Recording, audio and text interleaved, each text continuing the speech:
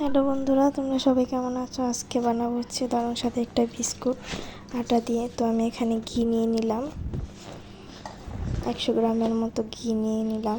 তারপর নিয়ে নিলাম হচ্ছে চিনির গুঁড়ো। এ দিয়ে ভালোভাবে মিশিয়ে নিব ঘিয়ের সাথে।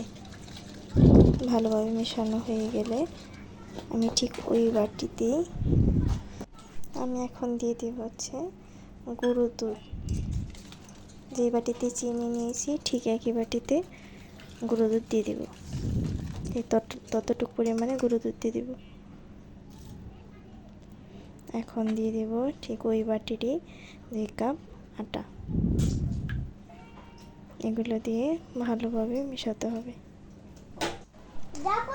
এখন দিয়ে দেব হচ্ছে বেকিং পাউডার, 1/2 চা চামচ বেকিং পাউডার দিয়ে দিব।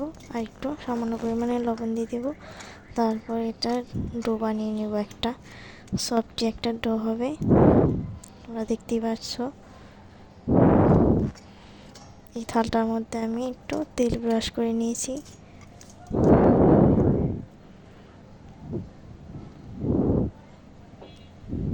তারপর ঠিক এইভাবে আমি দলা বাঁকিয়ে বাঁকিয়ে চামচ দিয়ে একটা ডিজাইন তৈরি করে নেব। তোমাদের দেখাচ্ছি কীভাবে চামচ দিয়ে বিস্কুটের গায়ে ডিজাইন করবে। অতি সহজেই তোমরা বাড়িতেও বানাতে পারবে। এই দেখো, আমি সবগুলো এভাবে ডিজাইন করে নিয়েছি। আমি এই কড়াইটা আধা ঘন্টা যাবত ঠিক এভাবে লো ফ্লেমে জাল করে নিয়েছি। গরম হয়ে গেছে, এখন আমি এটাকে ঢাকা দিয়ে দেব। আর এখানে একটা তোমরা কাগজ দিয়ে দেবে যাতে হাওয়াটা বের হয়।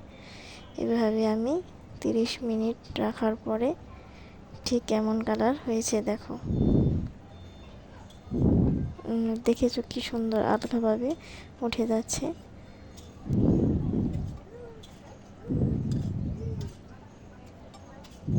কি সুন্দর হয়েছে কালারগুলো।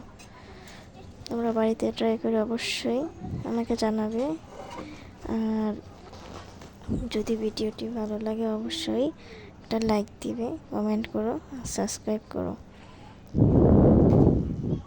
এটা একটু ঠান্ডা হলে আমি তোমাদের ভেঙে দেখাচ্ছি কতটা ভিতরে মচমচে হয়েছে। এই দেখো, একটা মুখে দিলে এখন মিলিয়ে যাবে। খুব দারুণ সাথে একটা বিস্কুট।